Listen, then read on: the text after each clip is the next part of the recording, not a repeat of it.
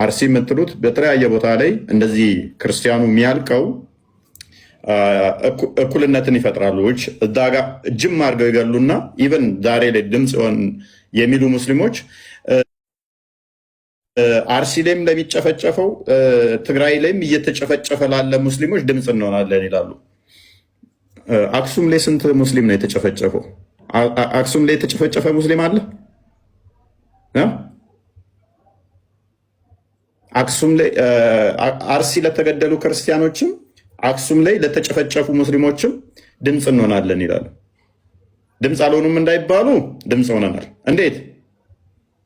ይኸው ድምፅ ሆነናል።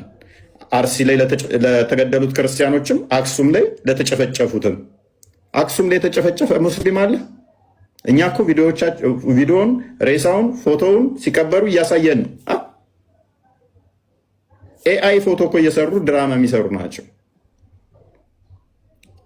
ዛሬ የሰራሁት አሁን የሰራሁትን ቪዲዮ የት አባታችሁ ገና ይቀራናል እያሉ እየዛቱ ነው። ድምፅ ሆን የሚለውን ደግሞ እንደዚህ አይነት ታክቲክ ይጠቀማሉ። ኤኒዌይስ ብቻ ምንድነው እሱ እዚህ ድምፅ ሁን አቱን ብዙም አስፈላጊ አይደለም። ወደፊት እንገባበታለን እንዲቴል። ራስን መከላከል ይሄ ተፈጥሯዊም ነው፣ ክርስትናውም ሰፖርት የሚያደርገው አይዲያ ነው። ራስን መከላከል ወንጀልም አይደለም ኃጢአትም አይደለም። ክርስትናውም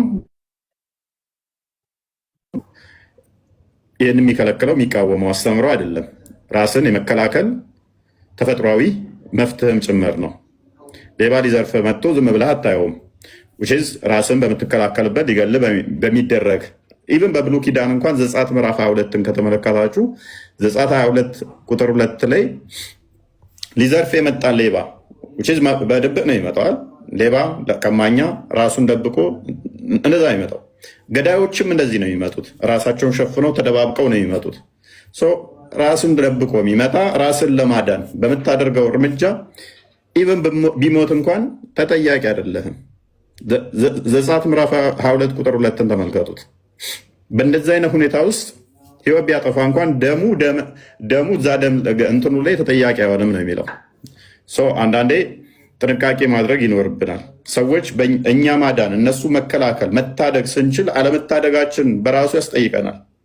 ምሳሌ ምዕራፍ 24 ላይ ከቁጥር 11 እስከ 13 12 ከተመለከታችሁ ለህፃናት ለአዛውንቶች ሊገደሉ ላሉ መታደግ መከላከል ካልተቻላችሁ ተጠያቂ ናችሁ። መጽሐፉ እንደዛ የሚለው እነሱን መከላከል ልትከላከሉላቸው እየቻላችሁ አለመከላከላችሁ ያስጠይቃችኋል። ስለዚህ ይህንን ልታውቁት ይገባል ማለት ነው።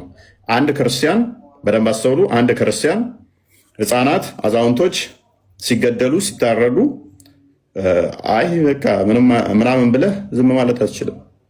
የመከላከል ግዴታ እነኛን የማዳን ግዴታ አለብህ። ሰዎች ወደ ሞት ወደ እርድ ሲሄዱ እነሱን ነፍስ የማዳን ግዴታ አለብህ ማለት ነው። ስለዚህ አቅመ ደካሞችን፣ ህፃናቶችን ማንኛውም መጥቶ እንዲያርዳቸው ልፈቅዱ አይገባም። ይህንን ሁላችሁም ልታስተውሉት ይገባል ማለት ነው። ሁላችንም ራስን የመከላከል መፍቱ ስላለን ይህንን ወደፊት ልታስቡበት ይገባል እንጂ ሰንበዲ ለምን ሲኖዶስ አልጮኸልኝም፣ ለምን አባቶች ዝም አሉ? ቅድሚያ አንተ ራስህ ስራ፣ ቅድሚያ አንተ ራስህ አልገደልም በል። ሊገል የመጣን ኖ ራሴን የመከላከል መፍት አለኝ የሚለውን ነገር ልታደርጉ ልተገብሩት ይገባል። አባቶች እየመጡ እንደዚህ ያሉ አላሉ እሱ ሌላ ጉዳይ ስለሚሆን ማለት ነው። በየትኛውም ዓለም ላይ በታሪክ ዓለማት ውስጥ በየትኛውም በሰው ልጅ እድገት ሁኔታ ውስጥ ስትመለከቱ መፍትሄዎቻቸውን ያስከበሩት አሜሪካ አሁን የደረሰችበት ላይ የደረሰችው የሰዎችን መፍት ለማክበር አንበገርም፣ መፍታችንን አሳልፈን አንሰጥም እምቢ ባሉ አካላት እንጂ በልመና ባለቀሱ አካላት አይደለም። ስለዚህ ልመና ወይንም ደግሞ ለእሶ አያስከብርህም። መቼም አስከብረህም አያውቅም፣ አያስከብርህም። የሚያስከብርህ ምንድነው? እሱ ክንድህን ፈርጠም አድርገህ ተደራጅተህ ህፃናቶች፣ እህቶች፣ እናቶች፣ አዛውንቶች ሊገል የመጣን ነው አገልም ብለህ በመጋፈጥ ነው። በእንደዚህ አይነት ሁኔታ ነው እንጂ የምትከላከለው። በእንደዛ ሁኔታ ነው እንጂ በዓለም ላይ የትኛውም ነገር እንግሊዝም በል አሜሪካን በል የትኞቹም ሰለጠኑ የሚባሉት ሀገራት ላይ አሁን የሰብአዊ መብት ተከብሮ ይኖርባቸዋል የሚባሉ መለስ በሉና ታሪኮቻቸውን ይዩ።